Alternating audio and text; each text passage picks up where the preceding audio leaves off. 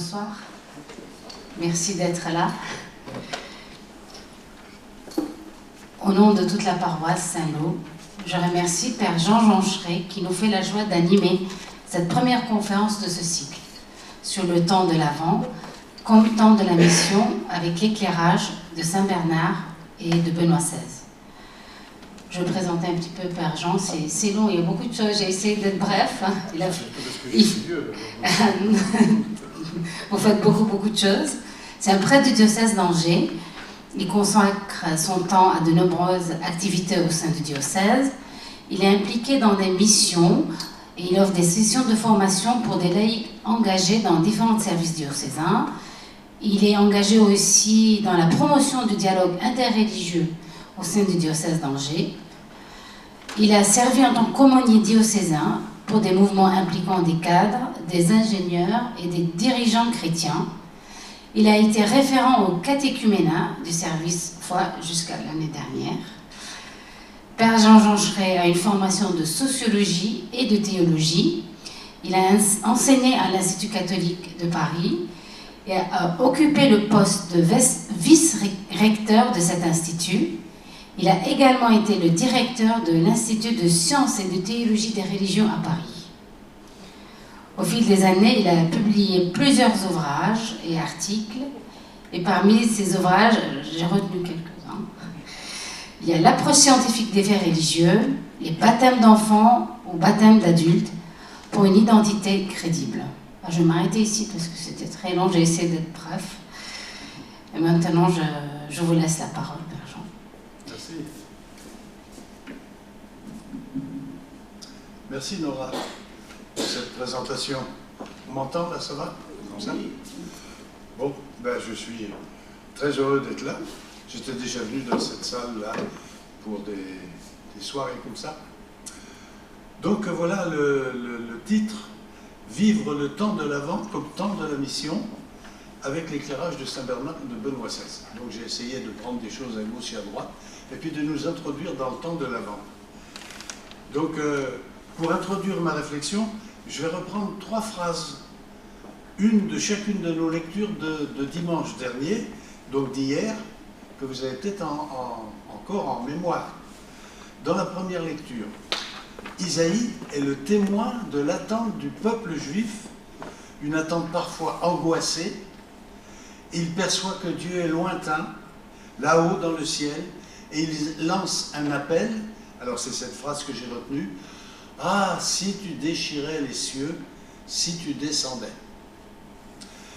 Et nous savons que la réponse est venue. La réponse est venue. Oui, Dieu est venu parmi nous.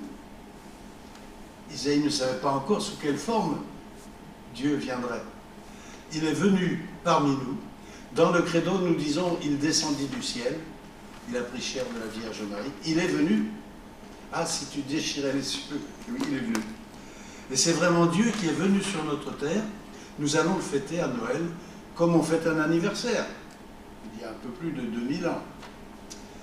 Et pourtant, il est venu. Et pourtant, et c'est là la deuxième lecture, les premiers chrétiens, et nous aussi, nous voyons bien que le monde, notre monde, n'est pas vraiment transformé en un royaume de paix, d'amour et de justice. C'est bien le cas de s'en rendre compte. Alors la question reste posée. Il est venu, mais est-ce qu'il reviendra? Nous en aurions bien besoin. Et alors dans cette deuxième lecture, dans la lettre aux Corinthiens, Paul nous donne à la fois une réponse positive et un conseil. Il nous dit, c'est lui, Dieu, qui vous fera tenir fermement jusqu'au bout et vous serez sans reproche au jour de notre Seigneur Jésus-Christ. Le jour de notre Seigneur Jésus-Christ. Donc il est venu, mais il reviendra, c'est sûr. Et donc tenons fermement jusqu'au bout. Attendons avec confiance le jour de notre Seigneur Jésus-Christ qui n'est pas encore arrivé. Nous qui attendons cette bienheureuse espérance, l'avènement de Jésus-Christ, notre Sauveur. Il est venu, il reviendra. Et alors, en attendant, est-ce que Dieu nous aurait oubliés dans notre monde? Il est venu, il reviendra. Non, répond l'évangile de saint Marc, puisqu'il nous dit « Veillez donc, car vous ne savez pas quand vient le maître de la maison. » Vous savez la parabole. Donc veillez, vous ne savez pas quand vient le maître de maison. Le maître de maison peut donc revenir à tout instant, d'où la consigne de veiller. Et nous restons avec un point d'interrogation sur aujourd'hui. On sait qu'il est venu, on sait qu'il reviendra, et aujourd'hui. Voilà donc le message du premier dimanche de l'Avent. Il dessine 3 temps. Il est venu, il reviendra, mais aujourd'hui, oserons-nous dire, il est là. Veillons, gardons les yeux ouverts, au milieu des malheurs et même des horreurs de ce monde, sachons reconnaître sa présence discrète. En ce temps de l'Avent, soyons ouverts sur l'espérance d'un avenir, mais sachons dès maintenant nous émerveiller devant ce qui est en train de naître dans notre monde d'aujourd'hui. Nous nous préparons à fêter Noël, qui nous rappelle que la présence de Dieu au milieu de nous est aussi discrète qu'un sourire d'enfant. Noël. Donc on peut passer facilement à côté. Ne restons pas à côté de sa présence aujourd'hui. Il est venu, c'est du passé. Il reviendra, c'est l'avenir. Mais aujourd'hui, quel est donc ce temps intermédiaire que nous allons être amenés à vivre, que nous sommes en train de vivre? Ce temps que nous avons à vivre, nous pouvons l'appeler, c'est l'aujourd'hui de Dieu. C'est notre aujourd'hui, c'est l'aujourd'hui de Dieu, tout particulièrement dans le temps de l'Avent.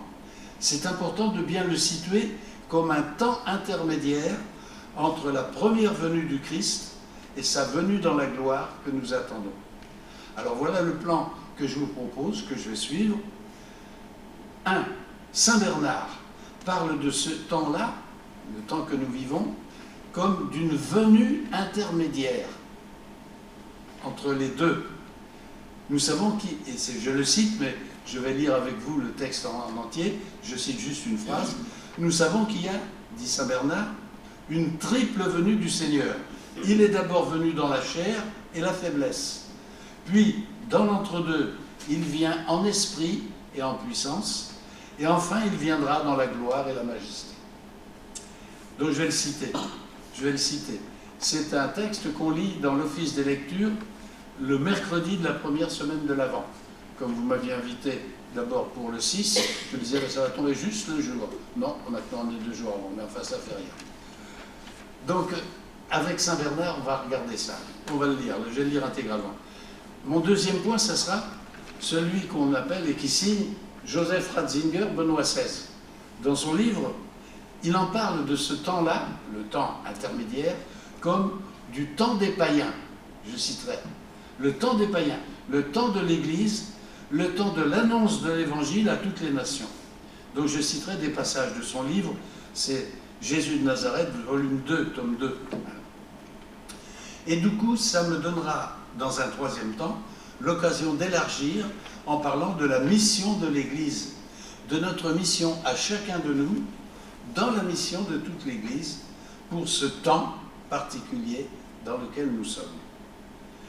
Il s'agit d'y vivre en chrétien. Comment cela peut-il se concrétiser? Je proposerai 4 verbes, notre mission: prier, célébrer, témoigner, servir. Donc ça sera la troisième partie, la mission de l'Église, vivre en chrétien.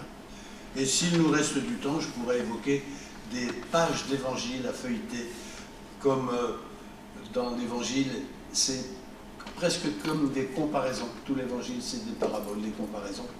Et donc pour nous dire quelle pourrait être notre mission, la manière de l'accomplir aujourd'hui. Alors, je commence donc par Saint Bernard. Et je vais tout simplement le lire avec vous, puisque vous l'avez sous les yeux. Donc, nous savons qu'il y a une triple venue du Seigneur. La troisième se situe entre les 2 autres.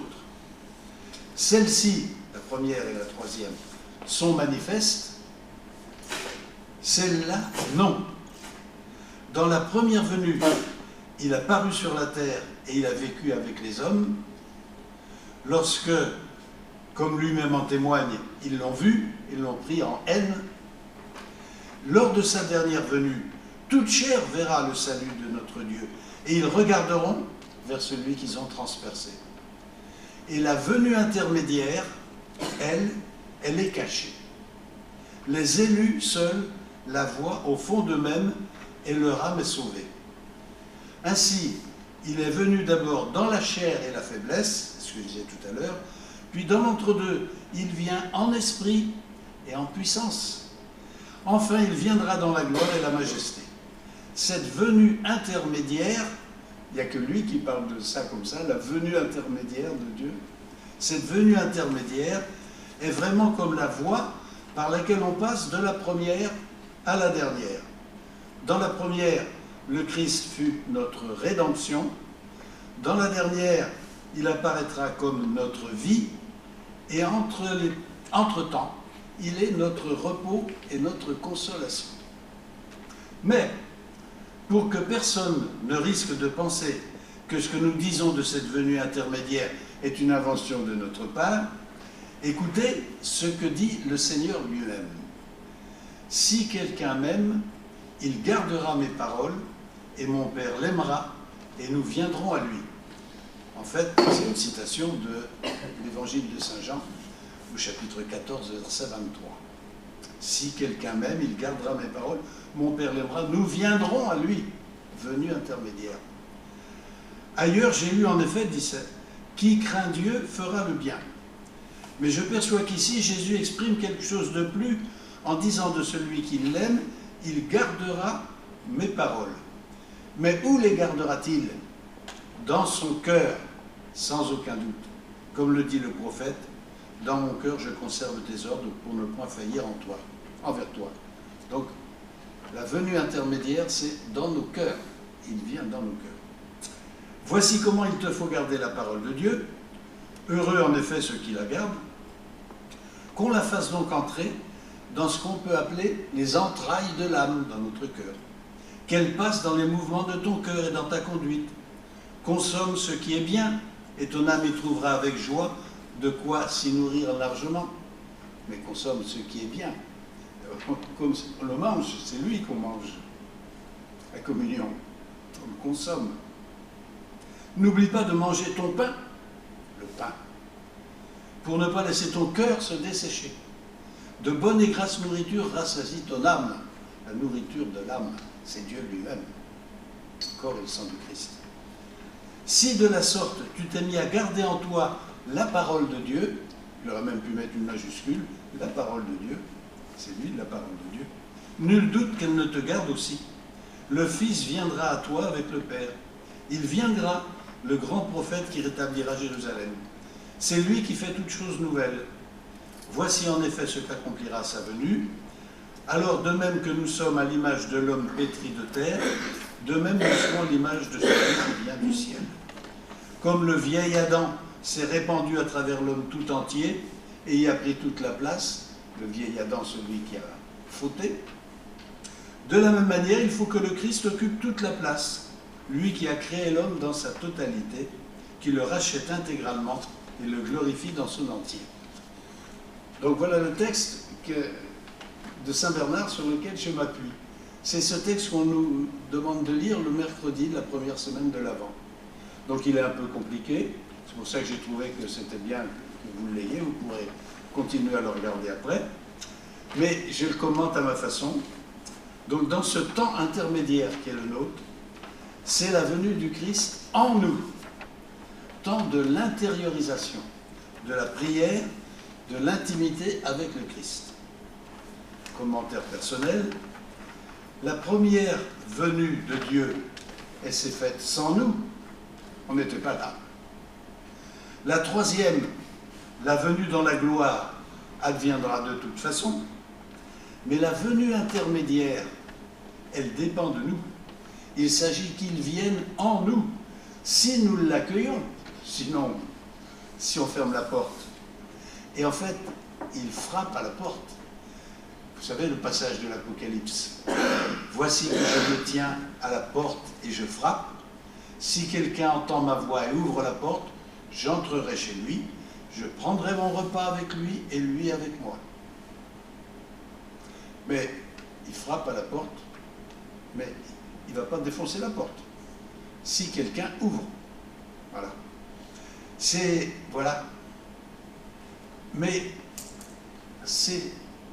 donc il s'agit de l'accueillir aujourd'hui, mais pas seulement l'accueillir. Car ce que nous avons à faire pour préparer sa venue dans la gloire, en nous, dans notre Église, dans le monde, et y compris dans toute la création, pourrait bien avoir quelque chose à faire avec cette troisième venue. Parce que là, dans le premier dimanche de l'Avent, on nous disait « Veillez et soyez éveillés ». Mais j'ai déjà commencé à préparer pour dimanche prochain. Et dimanche prochain, on nous dit « Préparez le chemin du Seigneur ». Ah, nous avons donc quelque chose à faire, non seulement pour l'accueillir en nous, mais pour préparer sa troisième venue, préparer le chemin du Seigneur. Donc, et ça ne se fait pas indépendamment de nous, la troisième venue dans la gloire. On a quelque chose à faire pour la préparer. De même déjà que de toute façon la première venue, nous on y était pour rien, mais quand même, l'accueil par Marie, son fiat, qu'il me soit fait selon sa parole, ça avait déjà quelque chose à voir avec la première venue. Si elle avait dit non, imaginez qu'elle ait dit non. Il lui a demandé, le Seigneur va dire, qu'il me soit fait selon ta parole. C'est juste. Alors voilà, on est dans ce temps intermédiaire. Comment on va vivre ce temps intermédiaire? Cette venue intermédiaire. Cette phrase de Saint Bernard. Alors là, je passe maintenant à Benoît XVI. Il en parle de ce temps-là comme le temps des païens, ou le temps de la mission. Le temps de l'Église, le temps de l'annonce de l'Évangile à toutes les nations. Les païens, c'est toutes les nations. Et donc, c'est pages 58 à 62, je ne vais pas vous les lire, les 4 pages, je vais vous en lire simplement des passages. C'est Joseph Ratzinger, puisque ici Joseph Ratzinger, mais il était déjà Benoît XVI, c'est en commentant ce qu'on appelle les discours eschatologiques de Jésus, ce que Jésus annonce, ce qui va venir, dans les évangiles synoptiques, que Ratzinger repère en Saint Luc cette expression « le temps des païens ». Le temps des païens. Voici donc le contexte. Les premiers chrétiens avaient bien conscience que Dieu était venu à notre rencontre par Jésus-Christ et qu'il reviendrait dans la gloire. Et ils disaient, il va revenir bientôt. Ils se considéraient comme attendant le jour du Seigneur qui allait arriver incessamment. Ils considéraient qu'ils étaient dans les derniers temps. Nous sommes dans les derniers temps, avant le retour de Jésus en gloire. Et ils pensaient que ces temps seraient très brefs. On le voit bien par exemple dans la première lettre aux Thessaloniciens, c'est le texte le plus ancien du Nouveau Testament, où il dit, mais bien sûr, ceux qui sont morts, ils ne verront pas là, mais nous qui serons encore vivants quand le Christ viendra, ils sont morts eux aussi, hein, avant que le Christ soit revenu dans la gloire. Et il y en a encore des générations. Mais là, il disait non, il va revenir, ne vous inquiétez pas, il est sur le point de revenir. C'est ce qui fait que lorsque Jésus annonce la destruction de Jérusalem, qui a eu lieu en l'an 70, donc 40 ans après la mort de Jésus. Quand il annonce la destruction de Jérusalem, certains, et on le voit bien dans les textes, confondent la destruction de Jérusalem avec la fin du monde. Par exemple, cette phrase, « Cette génération ne passera pas que tout cela ne soit arrivé ». Il parlait de la destruction de Jérusalem. Et donc, tout cela, c'est la destruction de Jérusalem ou la fin du monde? Ça n'a pas été la fin du monde. Comme s'il y avait un enchaînement chronologique, une relation directe entre les deux. Or, voilà ce que nous invite à constater le pape Benoît XVI. Il dit, la relation entre la fin de la génération des premiers chrétiens, ben ça s'est continué, c'est continu depuis 2000 ans, puis c'est pas, enfin, ça sera peut-être l'année prochaine, mais enfin bon, ça m'étonnerait, je n'aurais pas été prévenu en tout cas. Et voilà ce qu'il dit, là je cite Ratzinger. À première vue, il semble que seul Luc ait atténué cette relation. Chez lui, nous lisons, ils tomberont tous, sous le tranchant du glaive, et ils seront emmenés captifs dans toutes les nations, et Jérusalem sera foulée aux pieds par les païens, jusqu'à ce que soient accomplis les temps des païens. Entre la destruction de Jérusalem et la fin du monde, s'intercalent les temps des païens, dit Ratzinger, je cite. Et je continue, il dit « On a reproché à saint Luc d'avoir ainsi déplacé l'axe chronologique des évangiles et du message originaire de Jésus, d'avoir transformé la fin des temps dans le temps intermédiaire, inventant ainsi le temps de l'Église comme nouvelle phase de l'histoire du salut. Mais si nous y regardons de plus près, nous découvrons que ces temps des païens, avec des mots différents, et à un autre moment du discours de Jésus, ils sont annoncés aussi par Matthieu et Marc. En Matthieu, nous trouvons les paroles suivantes du Seigneur. « Cette bonne nouvelle du royaume sera proclamée dans le monde entier en témoignage à la face de toutes les nations, et alors viendra la fin. » Donc il n'y a pas que saint Luc qui le dit. Bon, et en saint Marc, nous lisons « Il faut d'abord que l'évangile soit proclamé à toutes les nations. » Je cite Ratzinger.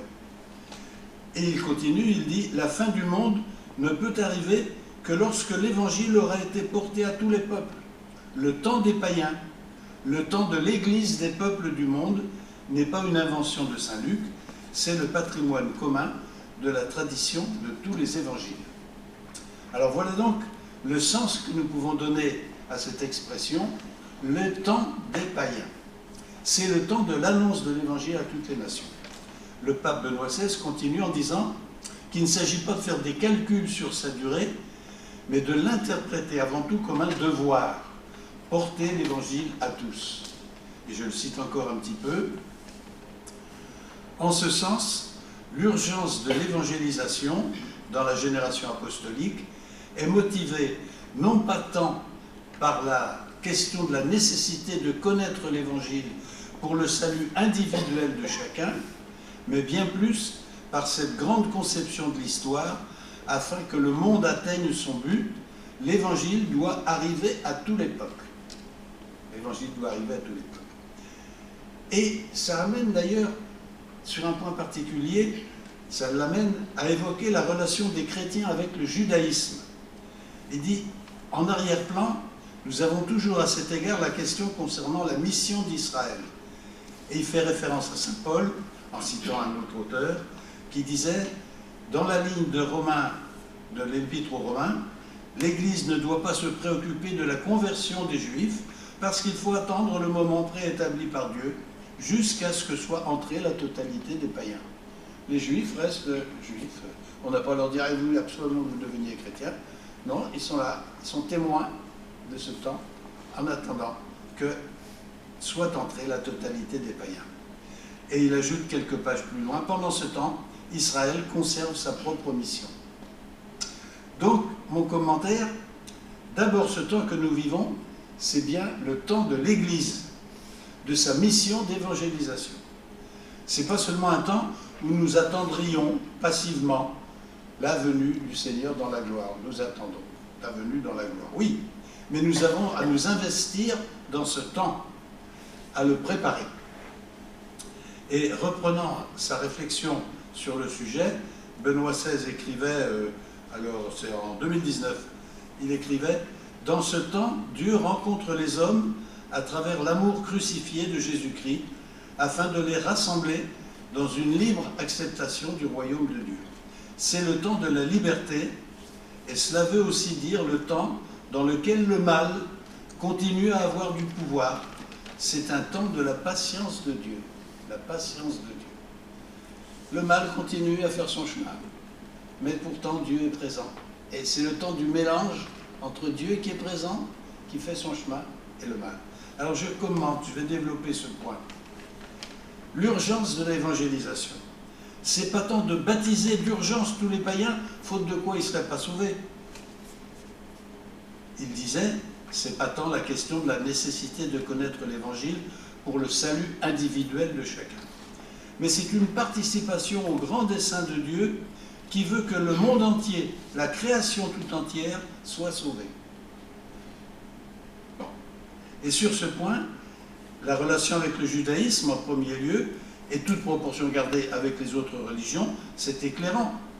Si nous souhaitons entrer en dialogue, un dialogue qui n'exclut pas une annonce de l'Évangile, bien au contraire, c'est pas avec l'arrière-pensée qu'il s'agirait de convertir tous nos interlocuteurs. Il s'agit de nous écouter mutuellement, de nous mettre ensemble à l'écoute de l'esprit qui parle au cœur de chacun. Donc voilà, le temps. Alors ça nous invite à dire, alors quelle est notre mission, quelle est la mission qui nous est donnée à l'Église pendant ce temps. Ce temps intermédiaire, selon saint Bernard, c'est donc la venue du Christ en nous, temps de l'intériorisation, de la prière, de l'intimité avec le Christ. Mais c'est à situer pour chacun de nous, dans le temps de l'Église, de la mission. Ce que nous vivons, nous avons à l'annoncer, à en témoigner.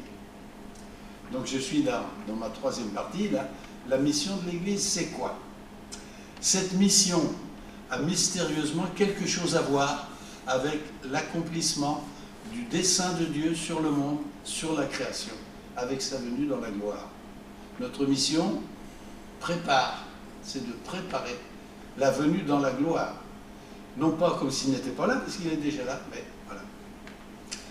À chaque fois, j'invite donc à prendre en compte dans cette relation à Dieu, pendant le temps qui nous est donné, trois dimensions. Dieu en moi, Dieu dans l'Église, Dieu dans le monde, les humains et toute la création. Donc voilà, il s'agit de préparer la venue du Seigneur. Comment peut-on le préparer? Il y a plusieurs façons de présenter ça. Moi je dirais il y a 4 piliers de la mission de l'Église, ou 4 portes d'entrée. Je vous dis comment je les présente aux catéchumènes, puisque jusqu'à l'année dernière, j'étais chargé aussi j'étais dans l'équipe de la préparation des catéchumènes. Et je pense particulièrement à eux ce temps-ci, puisque dimanche prochain, ce sera la fête du catéchuménat. Le deuxième dimanche de l'Avent, c'est toujours la fête du catéchuménat. Donc, j'ai 4 piliers, 4 portes d'entrée, 4 pôles dans ce style de vie qu'est la vie chrétienne, la vie dans le Christ, ce chemin de conversion. Donc, je vais le résumer avec 4 verbes, comme je l'ai annoncé: prier, célébrer, témoigner, servir. C'est plus facile pour les retenir et pour se demander où on en est pour chacun d'eux. Parce que les catéchumènes, souvent, et nous, peut-être qu'on est encore des catéchumènes, hein, on est en voie de devenir chrétiens, les catéchumènes, ils rentrent dans l'Église par une porte. Mais ils découvrent, quand ils sont dans l'Église, ils ont à découvrir qu'il y a d'autres portes d'entrée possibles. Par exemple, il y en a qui ont été choqués par qu'est-ce qui leur est arrivé dans leur vie. Et ils ont trouvé quelqu'un qui les aidait. Ah bon, c'est ça être chrétien. Bon, ils ont découvert que c'était ça. Il y en a d'autres, ils sont rentrés dans une église par hasard et ils ont été émerveillés par l'église, par les chants, etc. Ils ont eu de la chance. Bon, c'est pas toujours le cas. Bon, et donc c'est à travers ça, ils se disent, ah, si on pouvait continuer à louer comme ça, on passerait bien toute notre vie là-dedans. D'autres, c'est une porte d'entrée. Alors, 4 portes d'entrée. Moi, je commence par prier, le mot prier. Il s'agit d'entrer dans une relation personnelle avec Dieu qui nous connaît personnellement, qui nous aime comme un père. Donc, parce que prier, c'est pas rien de prier. On peut dire, qui est Dieu? Dieu, ben on le voit comme, etc. Mais attends, on lui parle, il nous entend, il nous parle, parce que c'est pas simplement. Donc, on est en relation personnelle avec lui. Et par Jésus-Christ, qui s'est fait notre frère, c'est lui qui nous apprend à prier. Les apôtres disaient, il dit, ben, tu t'adresses à Dieu, tu lui dis notre Père, etc. Et donc, c'est une relation personnelle avec Dieu et avec le Christ. La prière, c'est ça. Et donc, il y en a qui n'ont pas découvert ça. Et puis c'est vrai que ça ne va pas de soi. Il y en a qui croient que Dieu existe, mais il est tellement loin. Enfin, Dieu, d'ailleurs, on ne peut pas en parler. Qu'est-ce que c'est? C'est pas un bonhomme avec une barbe. C'est pas un homme.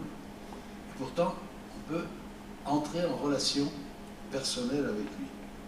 Ça suppose ça, pour pouvoir prier, pour pouvoir rentrer une relation personnelle avec Jésus le Christ, ça suppose de connaître Jésus le Christ, en lisant personnellement et en méditant ce que les évangiles nous apprennent de lui. Et alors l'évangile ne nous quittera plus. Si on pense que c'est dans l'évangile, c'est Jésus qui nous parle, qui nous dit quelque chose. Aujourd'hui, moi j'en fais l'expérience, je dis, je vais lire ce passage d'évangile que je connais par cœur, je vais faire comme si c'était la première fois que je le lisais, et je m'aperçois qu'il me dit des choses aujourd'hui que je n'avais pas découvert dans ce passage d'évangile. Il nous parle à travers ces paroles qui sont des paroles vivantes. Donc l'évangile ne nous quittera plus. Ça suppose de laisser résonner en nous, dans le silence, ce que nous apprenons ainsi de Dieu dans les Saintes Écritures, l'Ancien et le Nouveau Testament, puisque c'est lui qui nous a parlé et qui nous parle encore aujourd'hui à travers le livre. Écouter Dieu qui nous parle, c'est déjà prier. Et je pense que c'est plus important d'écouter ce qu'il a à nous dire que de lui parler. On peut après essayer de balbutier, on essaye de lui répondre, de prendre la parole à notre tour, de nous adresser à lui, mais finalement, il faut le laisser parler. Normalement, dans un dialogue, je suis mal placé pour en parler, on commence par écouter. Je ne vous ai même pas écouté. Donc, j'espère qu'on aura le temps un petit peu d'échanger. Mais normalement, dans un dialogue, l'écoute est au moins aussi importante que les paroles qu'on dit. Donc, écouter Dieu nous parler, et puis prendre le risque de balbutier, s'apprendre à lui dire des choses. Eh bien, parce que Jésus est bien notre frère, qu'il s'est fait le frère de tous les humains, nous sommes invités à rencontrer aussi nos frères et sœurs. Et donc si nous avons une relation personnelle avec Dieu dans la prière, une intimité avec lui, ça nous invite à rencontrer nos frères et sœurs dans la prière.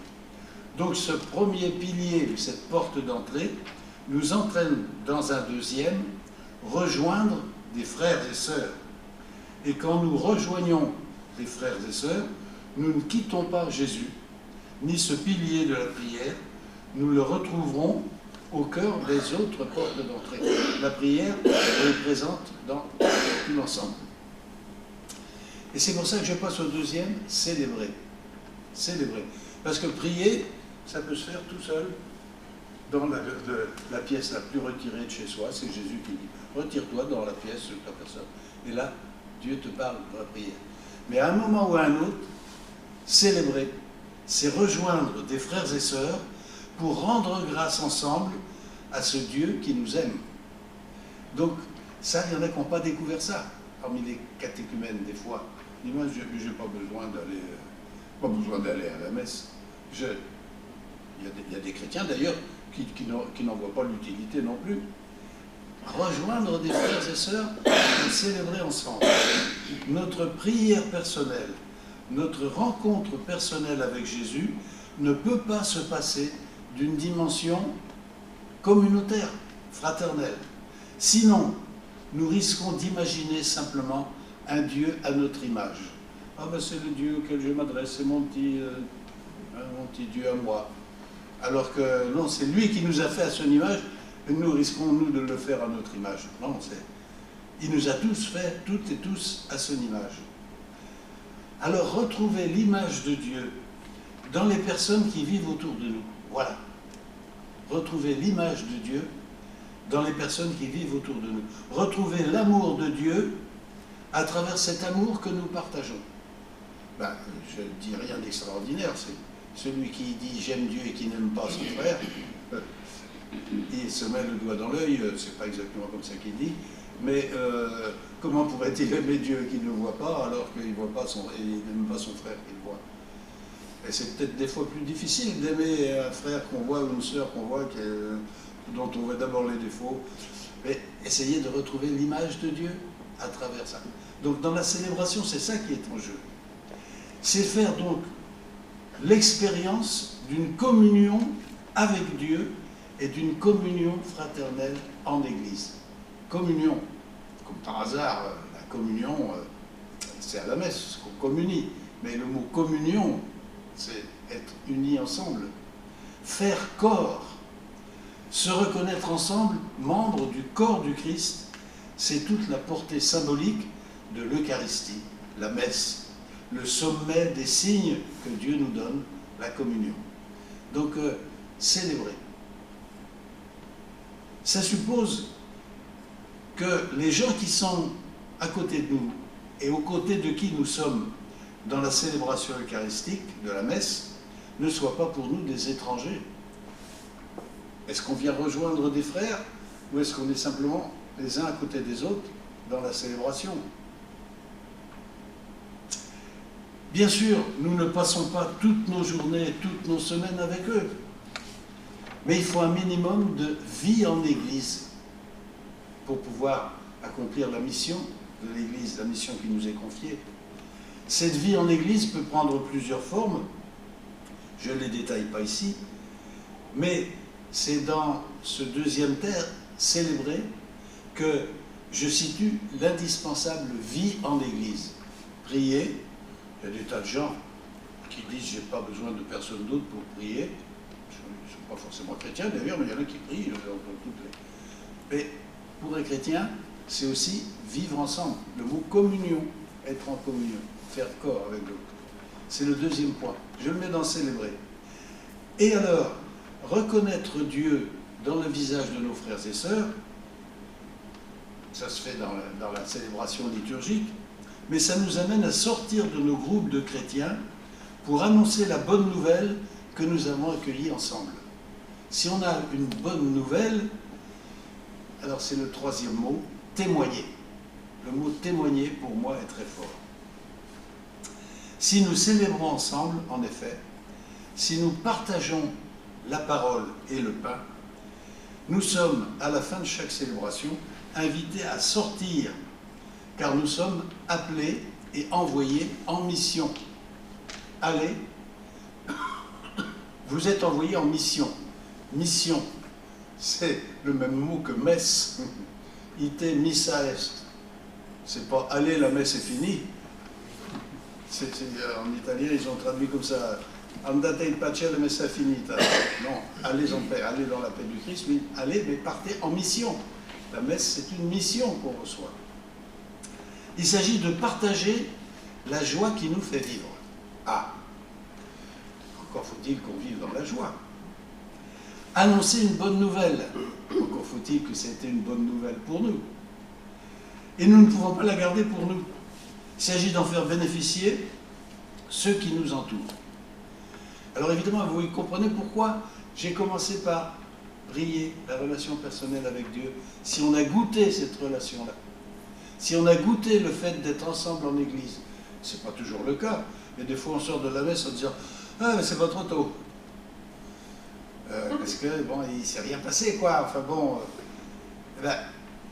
qu'est-ce qu'on va aller annoncer comme bonne nouvelle? C'est pour ça que je commence par prier, célébrer, et après témoigner.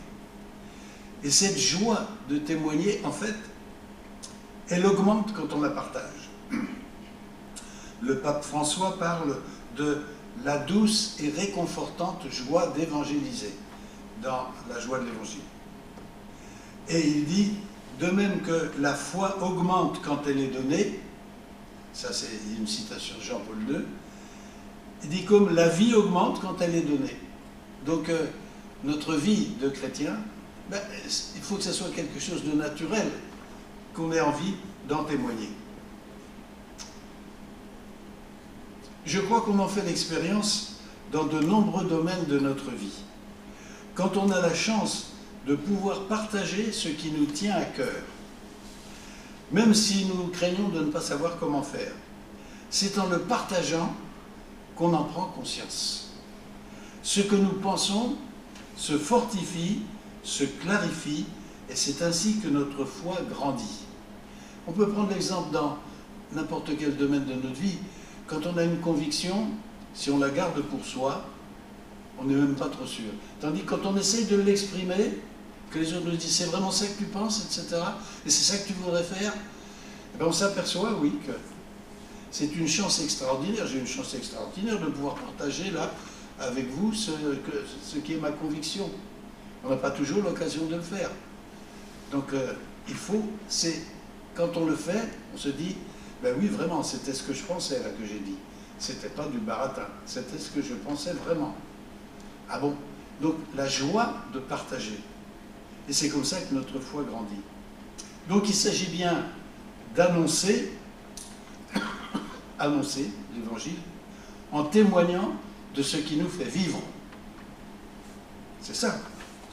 Alors ça suppose bien sûr de connaître le message à transmettre, ce que nous croyons, le credo. Nous transmettons ce que nous avons appris. Le credo, c'est pas moi qui l'ai inventé. Tiens, j'ai parlé du credo on m'a demandé dans cette salle-là un jour.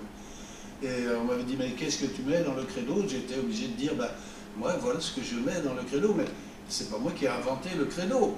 Je l'ai appris et je rentre dedans. Nous transmettons ce que nous avons appris. Et on n'a jamais fini de le découvrir, on en apprend chaque jour. Donc on l'a appris, mais ça suppose aussi d'en vivre. Annoncer l'Évangile, c'est annoncer ce qui nous fait vivre. On n'annonce pas l'Évangile comme s'il s'agissait de distribuer une publicité, que nous n'aurions même pas lu. On en trouve parfois des gens qui distribuent Je ne parle pas de l'Évangile, enfin bon, ça arrive aussi.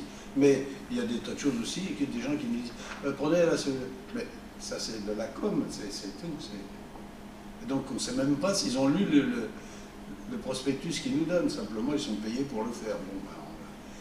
Non, c'est en vivre. Comment pourrions-nous témoigner de l'Évangile si nous ne le connaissons pas, si nous n'en vivons pas? Comment annoncer à des gens que Dieu les aime si nous ne les aimons pas?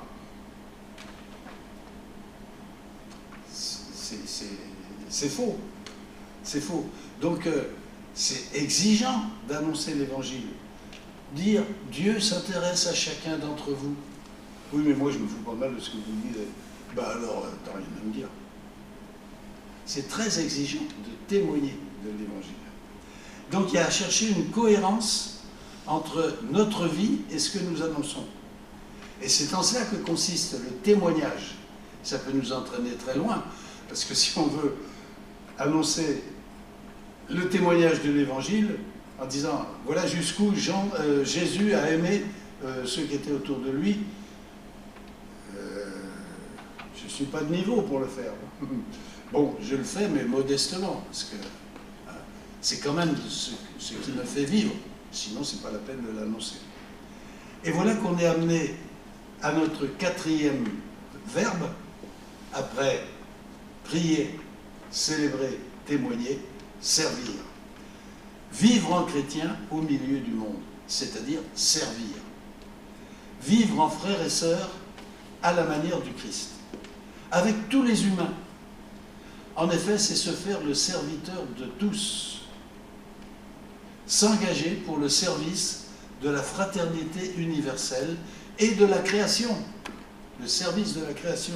Cette création qui nous est confiée par Dieu pour la cultiver et la garder. Elle nous est confiée. De toute façon, on voit bien qu'on en est responsable. Et donc, elle n'est pas à nous, elle nous est confiée pour la cultiver et la garder. Il y a tant de façons de servir. Il s'agit de servir. Le style de Jésus-Christ au milieu de ses frères et sœurs, c'était d'être serviteur. Je suis au milieu de vous comme celui qui sert. Il y a tant de façons de servir. Servir à table, pourquoi pas? Servir à table. Donner à manger. Donner du pain à celui qui a faim. Servir. C'est le service, il était serviteur, mais il était serveur, on pourrait dire. Il était serveur. Je suis au milieu de vous comme celui qui sert. Quel est le plus important, celui qui est à table ou celui qui sert? Eh bien, je suis au milieu de vous comme celui qui sert, et non pas comme celui qui est en train de se faire servir. Mais il y en a qui ont besoin qu'on les serve parce que justement, ils n'ont plus les moyens. Et donc, être celui qui sert. Être chrétien, c'est donc un style de vie. L'évangile ou le christianisme comme style, c'est on peut dire un ami, Christophe Théobald, le jésuite, qui a écrit l'évangile comme style, un style de vie. Et le pape François, dans La joie de l'évangile, nous invite à nous référer au style qui a marqué la vie de Jésus. Et il dit, dans La joie de l'évangile, le don de Jésus sur la croix n'est autre que le sommet de ce style qui a marqué toute sa vie. Donc il était quelqu'un qui était au service. Il acceptait de se faire déranger. Et avec ses apôtres, il dit, bon, ben, venez à vous, venez un moment, on va se reposer un peu. Puis bon, il n'y a moyen de se reposer parce qu'il y a des tables. Eh bien, il est reparti. Et il est reparti. Et puis il allait, et puis quelqu'un lui a... Bon, il y allait. Il y allait. On ne le dérangeait jamais. Alors il se débrouillait la nuit pour lui, et était sûr de ne pas être dérangé. C'est exigeant, un style, le style de Jésus, qui a marqué toute sa vie, c'est jamais acquis une fois pour toutes. Et là encore, quand nous allons à la rencontre de nos frères et sœurs pour les servir, ça tourne en rond ce que je dis, parce que nous rencontrons le Christ qui nous a dit « j'ai eu faim, j'ai eu soif, j'étais malade, étranger ». Nous ne le quittons pas. On ne quitte pas la relation avec le Christ. Puisqu'en nous mettant au service de nos frères, c'est lui que nous retrouvons. Retour à l'intimité. Et j'aime bien aussi le pape François, il dit l'intimité avec Jésus, c'est une intimité itinérante.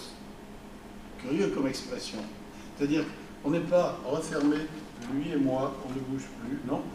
Si vous êtes dans l'intimité avec Jésus, comme il n'arrête pas de bouger, il faut le suivre. Il faut le suivre. C'est pas si facile, il faut le suivre. Et donc, il s'agit de le suivre. Il s'agit de le suivre. Donc, vous voyez, j'ai mis 4 piliers, 4 verbes.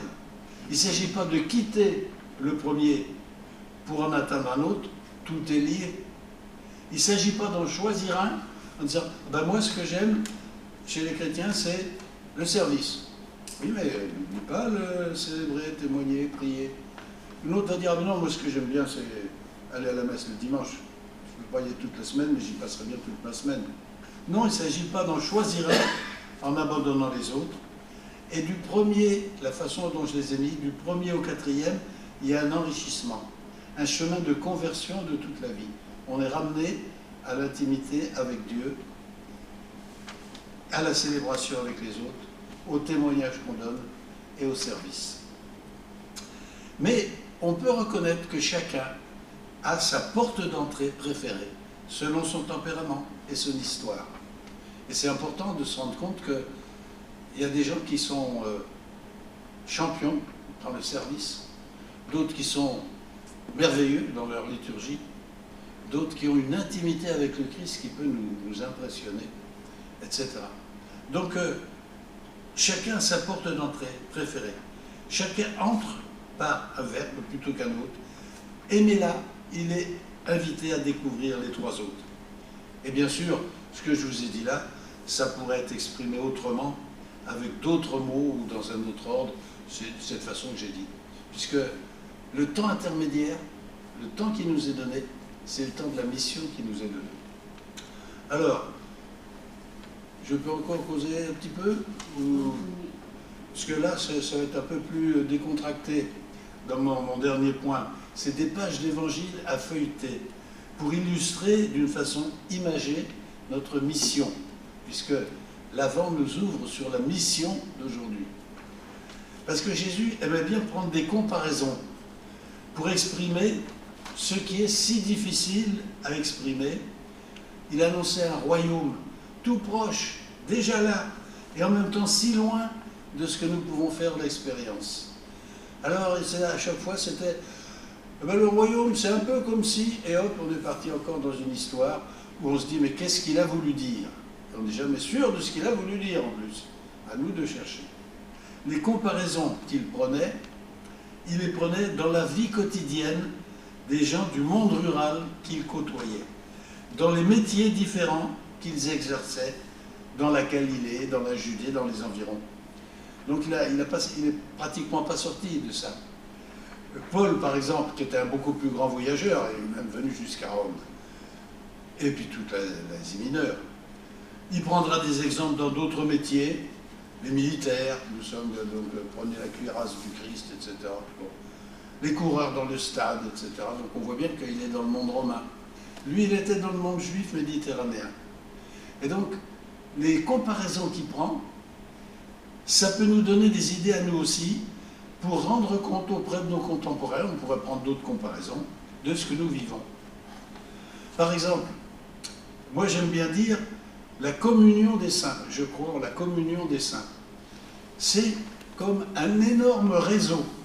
Aujourd'hui, on voit ce que c'est que des réseaux. C'est un réseau.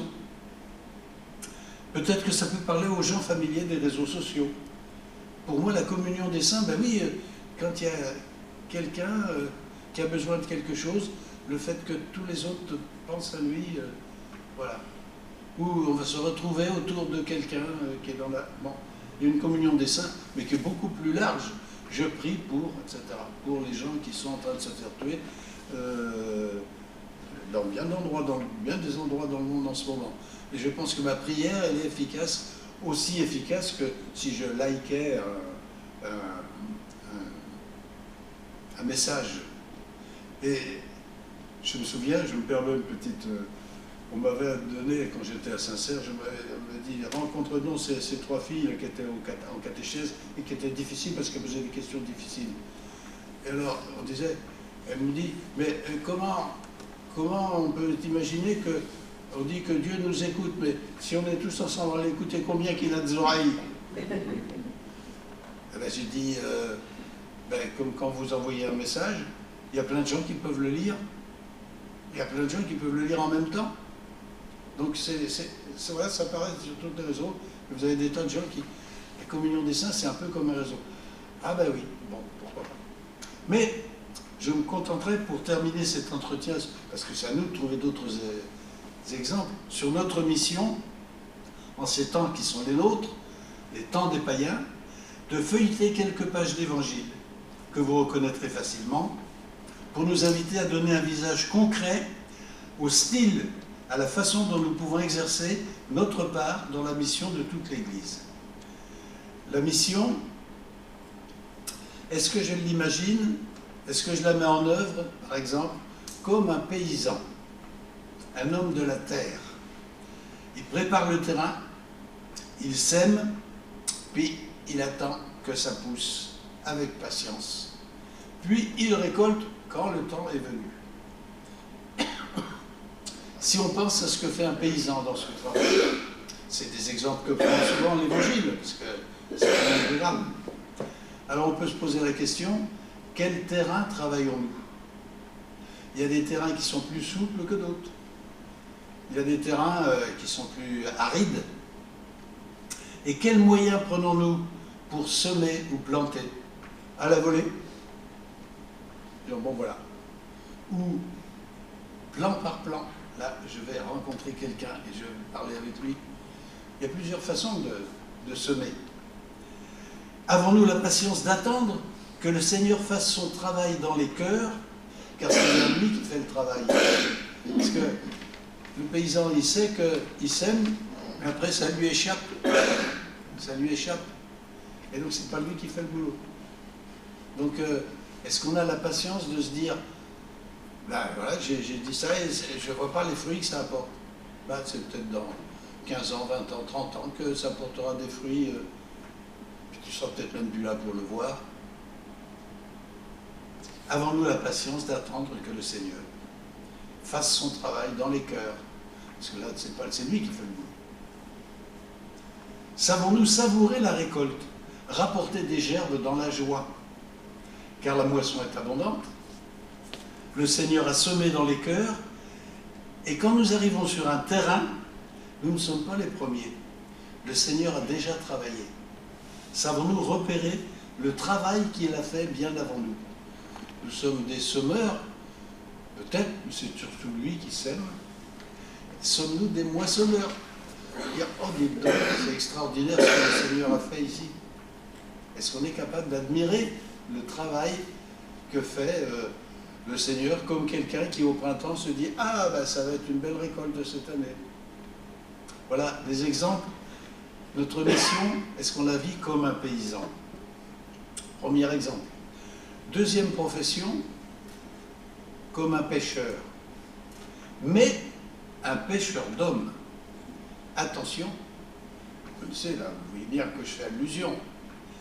Il y a une grande différence entre les pêcheurs de poissons, comme étaient Pierre, André, Jacques, Jean, et les pêcheurs d'hommes qu'ils sont devenus. En effet, quand on pêche un poisson, on le sort du milieu dans lequel il peut vivre et on s'en nourrit, mais le poisson est mort. Alors que pêcher, repêcher un homme qui est tombé à l'eau, c'est le sauver. Un pêcheur d'hommes. C'est bien d'un sauvetage qu'il s'agit. Jésus, le mot Jésus, son nom Jésus veut dire sauveur. Moi je le traduis volontiers par sauveteur. Il nous tend la main alors qu'on est en train de nous noyer. Un pêcheur d'hommes. Donc il nous repêche. Alors c'est un jeu de mots aussi, il nous repêche quand nous avons péché, mais c'est pas le même mot là. Bon. Il nous repêche. Notre mission, peut-être on peut la voir comme un sauvetage. Il y a des gens qui se perdent, qui se noient parfois dans l'alcool, dans d'autres addictions, ou qui se noient dans la Méditerranée. Migrants. Je connais des gens dont la mission est vraiment une mission de sauvetage. Le style de Jésus, c'est des pêcheurs d'hommes. Ça n'a pas grand-chose à voir avec des pêcheurs de poissons, sauf que, voilà, sauveteur en mer, sauveteur en mer. Donc, voir ça comme un sauvetage. Vous êtes des pêcheurs d'hommes. Sauvetage. Et il y en a, il ne manque pas de gens qui sont en train de se noyer, hein, de toutes sortes. Il n'y avait pas beaucoup, sans doute pas beaucoup de pompiers du temps de Jésus, sinon il nous aurait peut-être dit aussi, attention, la maison brûle. C'est une autre façon de dire que, voilà, c'est sauvetage. Bon, sauvetage. Un pêcheur d'hommes. Mission de sauvetage. Un paysan, un pêcheur, un berger. Ah, berger. Cette comparaison est évidemment très très riche et tout le monde la connaît. Sommes-nous comme des pasteurs, des bergers? Pas simplement les pasteurs, les évêques, les prêtres, etc. Les diacres, non, ce n'est pas des pasteurs. Non, on est tous invités à être bergers, comme le Christ. Bon. Cette comparaison-là, elle comporte un danger, mais beaucoup d'harmoniques positives. Le danger, ça serait de croire que ceux dont nous avons la charge, on peut avoir, par exemple, les enfants dont on s'occupe, etc., qui nous sont confiés d'une façon ou d'une autre, de les voir comme un troupeau bêlant qu'il faudrait mener à la baguette. Le pape François appelle ça le cléricalisme. Et il invite les pasteurs à vivre leur charge d'une autre façon, en étant parfois devant le troupeau, parfois aussi tout simplement au milieu. L'évêque Saint-Augustin disait « Pour vous, je suis pasteur, mais avec vous, je suis chrétien. » Et parfois derrière, disant « Bon, on va voir où ils vont aller. » Bon, le pasteur. Donc non pas celui qui mène à la baguette. Mais il y a une belle harmonique qui nous parle beaucoup aujourd'hui, c'est prendre soin. Un berger. Prendre soin. Parfois, des gens qui nous disent « Allez, prends bien soin de toi. » C'est vrai, c'est important. Mais c'est important aussi de prendre soin de ceux qui nous entourent. Moi, j'ai envie de dire aux gens, prends bien soin de toi et prends soin aussi de ceux qui sont autour de toi. Le bon berger prend soin de ses brebis. Donc, soignez, soignez.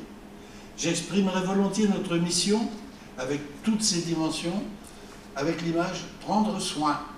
Le berger, c'est ça, prendre soin. Prendre soin de soi. Ah oui, tu aimeras ton prochain comme toi-même. Prends donc soin de toi, plutôt que de te laisser... Non, Il faut t'aimer toi-même, sinon tu ne vois pas comment tu aimerais les autres si tu te détestes toi-même. Tu vas détester aussi les autres. Et il y a de quoi faire pour détester les autres. Hein. C'est pas compliqué. Prendre soin de ceux qui nous entourent, et puis prendre soin de notre planète, bien entendu. Donc, prendre soin. Puis il y a une deuxième harmonique, c'est celle du berger qui, non pas rassemble des brebis pour les enfermer dans un enclos, non, puisque d'ailleurs Jésus dit « je suis la porte ». Donc, pour que les gens puissent rentrer et sortir. Mais cette harmonique, c'est celle du berger qui va à la recherche de la brebis perdue. Ça rejoint un peu l'image du sauvetage. Il faut parfois se déplacer assez loin, quitter sa zone de confort, comme on dit aujourd'hui, pour aller à la rencontre de ceux qui vivent, comme dit le pape François, dans les périphéries. Le berger, il n'est pas forcément au milieu des brebis, il est à la recherche d'une brebis qui va... Il laisse les 99 dans le désert, c'est pas prudent, et il s'en va chercher une brebis. Je trouve que c'est bien aussi comme pasteur. Un pasteur, même un pasteur comme je suis, n'a pas toujours une communauté dont il est le responsable. J'ai pendant plus de la moitié de mes 60 ans de sacerdoce sans être curé d'une paroisse. Donc c'était plutôt, on va chercher des brebis là où il y en a. Nous décentrer. Aller vers ceux qui sont méprisés, rejetés comme des déchets. Belle mission là aussi, aller à la recherche. Et donc là, c'est pas réservé aux pasteurs. Hein.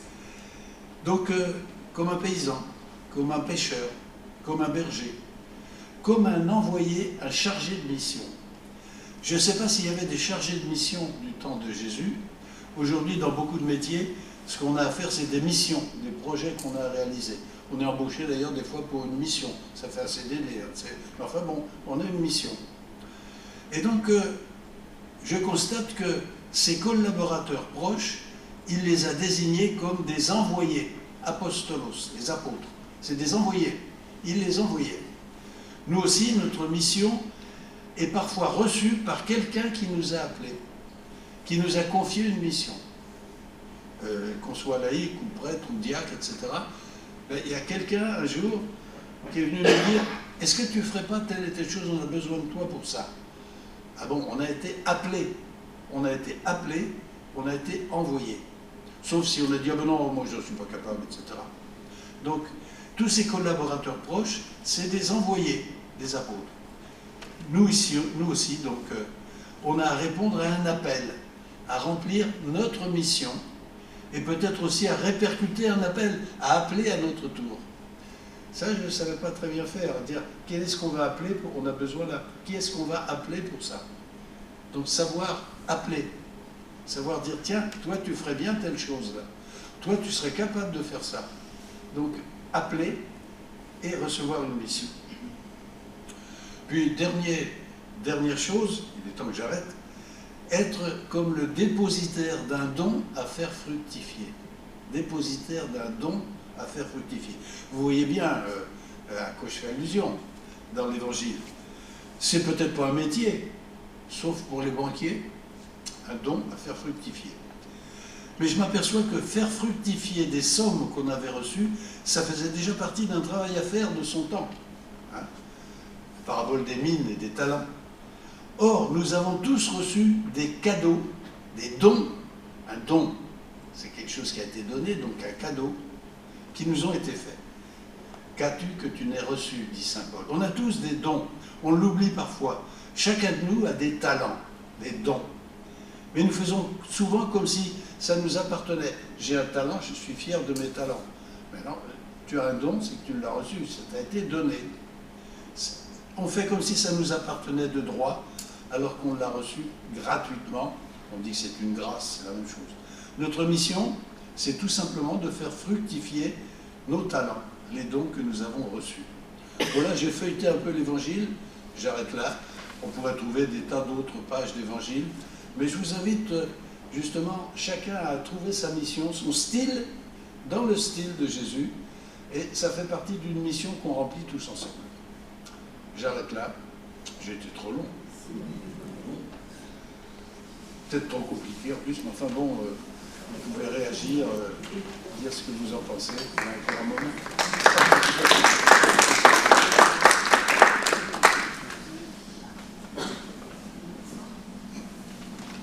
Nora, tu vas faire le...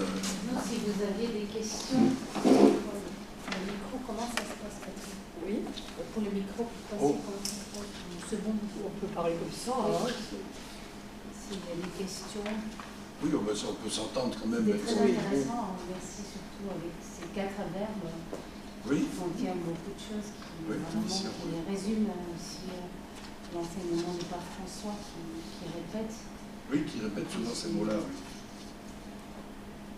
Pas de questions? C'était clair? Des réactions.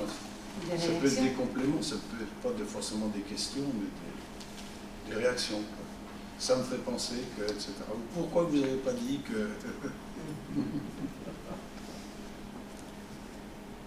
Parce que je ne savais pas trop ce que vous vouliez... donc, je me suis lancé à vous dire ça.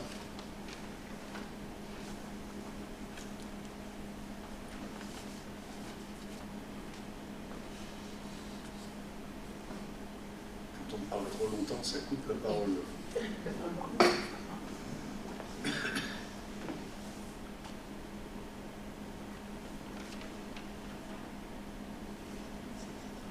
C'est bien, vous nous avez aidé à redéfinir la mission. Et c'est important de redéfinir les contours de la mission. Donc merci. Contour de la mission. Je n'ai pas dit le mot annonce, mais il est dans le mot témoigner. Oui. Témoigner. Ça vous fait vous interroger finalement. Oui.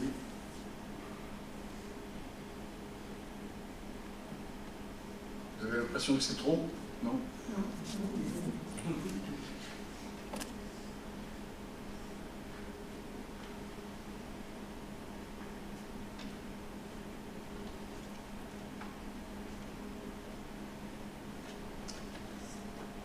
Moi, ce que j'aimerais avoir transmis, c'est que chacun a son style. Chacun a son style. J'aime bien le mot style. Jésus avait un style particulier, Paul a un autre style, mais c'est quand même, on retrouve le style de Jésus dans le style de tous les chrétiens. Il y a un style de vie, un style de vie. Et c'est ce qui fait le point commun entre les chrétiens. Mais ça peut être des styles de vie et des styles très différents. Entre Pierre et Paul, ça ne devait pas être, quand ils avaient l'occasion de se rencontrer, c'est des tempéraments très différents. Pierre et Paul, ce qu'on peut en savoir. Et donc, dans l'Église, on a du mal des fois avec les tempéraments différents. Alors qu'il y a des styles différents et c'est ce qui fait la richesse. Ce qui fait la richesse de l'Église, c'est ce que Oui. vous aviez dit, vous parlez du corps mystique du corps, c'est ça, Oui, c'est dans la différence de ces charismes qu'on a dans l'Église. Et vous avez beaucoup insisté sur la communion. Je trouvais que c'est très intéressant de dire que cette articulation entre la communion avec Dieu et avec nos frères, d'insister même dans l'Eucharistie. Oui. C'est-à-dire, la communion, c'est d'avoir une communion avec Dieu, mais cette communion, il faut que aussi ça reflète dans notre façon d'être avec les autres aussi. Je trouvais que c'était important aussi d'éclairer ce mot-là, la communion.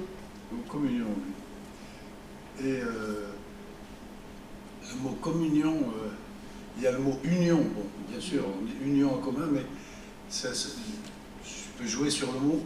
C'est comme mounous aussi.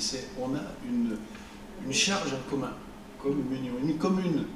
Une commune, c'était ceux qui ont en charge en même temps le bien commun. Le bien commun. Donc c'est ça qu'on essaye de vivre dans l'Église. Ouais.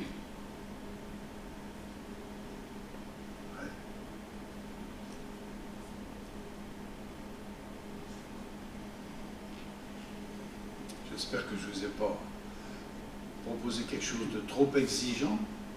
Non, c'est très bien. Non, parce que chacun peut Picorer, j'aime bien le mot picorer. J'ai picoré dans l'évangile des choses que je trouve. Oui. Non, ce qu'on disait, on se faisait la remarque que votre exposé était très clair, et très bien structuré, et donc c'est vrai. Donc, après, mais bravo.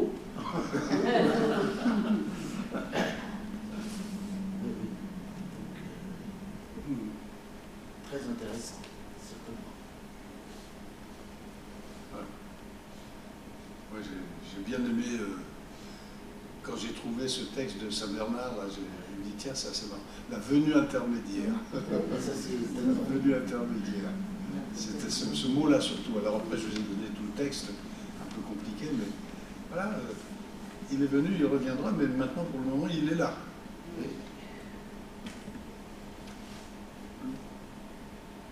On chantait d'ailleurs, Christ est venu, Christ est né, Christ a souffert, Christ est mort, Christ reviendra, Christ est là.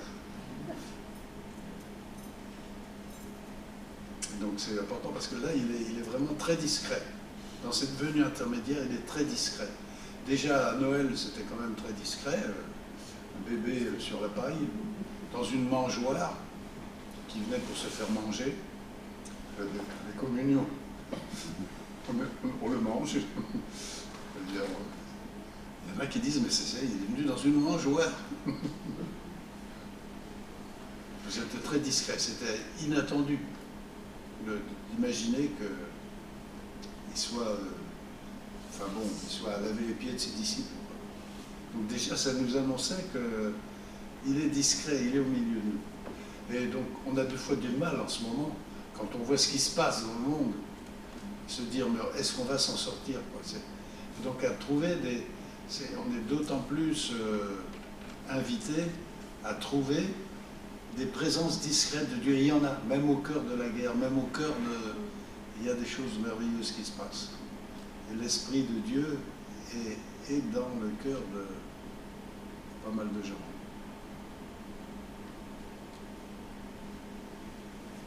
Découvrir ça et le faire découvrir autour de nous. Voilà. Oui?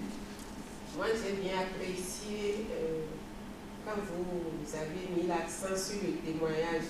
Témoigner, c'est être en cohérence avec, être cohérent avec ce que je dis et ce que je fais. Et je le mets, c'est pas évident, je le mets un peu en parallèle avec la mission. Notre mission qui est de faire fructifier nos talents. Notre mission aussi, je pense, c'est de rester éveillé pour que d'autres n'étouffent pas nos talents et qu'on n'étouffe pas les talents des autres. Parce que ça, on se retrouve devant des tempéraments, comme on dit, tempéraments forts. Tu n'es plus capable même d'émerger. Il faut être soi-même devant ses talents et être capable vraiment de les fructifier. Oui. Être cohérent, quoi. Découvrir ses propres talents, oui, oui. Et des fois faire découvrir aux autres les talents auxquels ils n'y auraient pas pensé. Moi j'ai dit ça il n'y a pas longtemps. C'est vrai qu'on se dit, il y a des gens, tiens, tu sais, c'est bien ce que tu as fait, c'est beau ce que tu as fait. Par exemple, dire ça à un papy ou une mamie, dire ça, t'aurais dit, oh dis donc, mais c'est beau ce que tu as fait. Ou quand il a rendu un service, ben, dis donc, c'est bien ce que tu as fait. Donc, s'apercevoir, aider quelqu'un à découvrir qu'il est capable de faire des choses. Capable d'aimer, capable de rendre service. Et donc, c'est un service qu'on rend à des gens, ça aussi, c'est servir. Quand on se dit, moi, j'ai plus de talent, etc., déjà découvrir aux autres. Puis, c'est vrai que si ce n'est pas d'autres qui nous font découvrir, moi, je prenais l'exemple. Un jour, il y a quelqu'un, c'était une sœur d'ailleurs, qui m'avait dit ça. Elle m'a dit, ah ben toi tu chantes bien, tu pourrais chanter. Ah bon? Moi je ne m'étais jamais pensé que je chantais bien. Mais bon, depuis j'étais beaucoup plus à l'aise pour chanter. Il y a au moins quelqu'un qui m'a dit que je chantais bien. Il m'a fait découvrir ce talent. Maintenant j'ai pas honte de chanter. Voilà, c'est un exemple. Merci. Oui? y a deux points qui me semblent contradictoires, que vous avez juxtaposés. Vous avez parlé de ce deuxième temps qui est le temps de la patience de Dieu, et dans le même temps, vous avez parlé de l'urgence de faire que la création soit sauvée. Est-ce que vous pouvez développer un petit peu cette contradiction, sachant que le fait que la création soit sauvée, on ne peut y participer que partiellement, puisque c'est le Seigneur qui nous sauve? Ben, je dirais, d'abord je commencerai par dire que les contradictions, il y en a plein dans l'Évangile. Et par exemple, le plus grand parmi vous, c'est le plus petit. Dieu nous enrichit de sa pauvreté. Bon. Et donc là, pour l'urgence et la patience de Dieu, il y a des choses urgentes. Par exemple, la planète, c'est urgent. C'est urgent. On va pas dire, oh ben non, il y a bien quelqu'un qui va trouver une solution un jour, on va voir. Il y a des situations d'urgence, et en même temps, Dieu, et c'est là que, c'est dans la deuxième lettre de Pierre, je crois que c'est la semaine prochaine qu'on va le lire, dans le deuxième dimanche de l'Avent, il disait, pour Dieu, 1000 ans sont comme un jour. Et donc il y en a qui trouvent qu'il est en retard. Mais il n'est pas en retard, c'est qu'il vous laisse le temps de vous convertir. Il vous laisse le temps de vous convertir. Dieu nous laisse le temps de nous convertir. Parce que pour lui, le temps... Mais on vit dans un monde où justement on a l'impression que les gens croient de moins en moins. La foi s'étiole, oui, oui. Il y a de moins en moins de croyants. Donc comment continuer à marcher vers cette espérance de faire que la création soit sauvée, alors qu'on a l'impression d'aller à reculons par contre. Oui, c'est ça. Mais là, il faut à la fois être patient, et il y a des choses qu'il faut faire rapidement. Mais Dieu est patient. Dieu est patient. Je crois que la patience de Dieu, c'est quelque chose de très important. Mais oui, c'est une contradiction. Oui. Mais les contradictions, il y en a plein dans... Mais par exemple, là, si je voulais répondre à ça, il y a de moins en moins de gens qui croient. C'est une visite qu'avait fait, je crois que c'est Jean-Paul II, à l'église l'église d'Algérie, Tunisie, Maroc, là, où ils sont très très peu de chrétiens, puisque bon, c'est musulman. Et puis il y a une toute petite présence d'église. Et il leur a dit, si j'ai bien compris, c'est ce qu'il disait aussi, si ce que j'ai bien compris, pour vous, ce qui est important, c'est pas de faire nombre, mais c'est de faire signe. Et donc, du coup, on n'a pas besoin d'être nombreux, mais il faut que le signe qu'on porte soit donc on va pas transformer, faire revenir à la situation d'avant, dans nos pays qui ont été chrétiens, parce que tout le monde était chrétien, donc il n'y a pas tellement de choix. Mais il faut qu'on continue à faire signe. Voilà, c'est ce qu'on a à faire aujourd'hui. Mais je ne parle pas seulement de la foi chrétienne, je parle de la foi en général. De la foi dans... Oui. La foi dans l'humanité, oui. Il ne faut pas perdre la... alors là, c'est aussi quelque chose, je ne sais pas si vous avez lu, j'aime beaucoup dire ça, c'est l'espérance. L'espérance.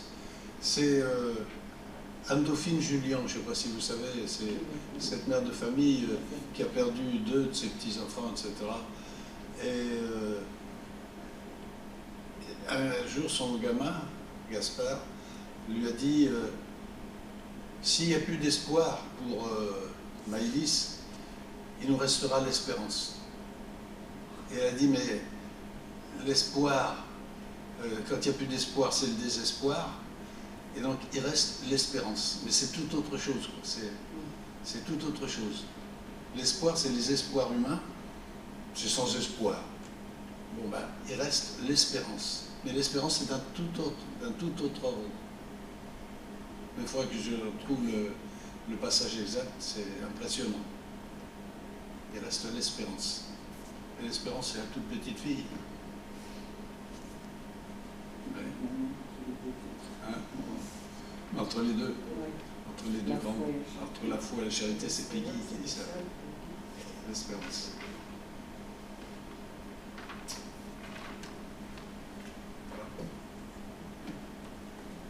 s'arrête là, peut-être. Merci beaucoup. Je vous souhaite une bonne préparation de Noël et déjà un joyeux Noël. Merci. À vous aussi. Oui, partagez.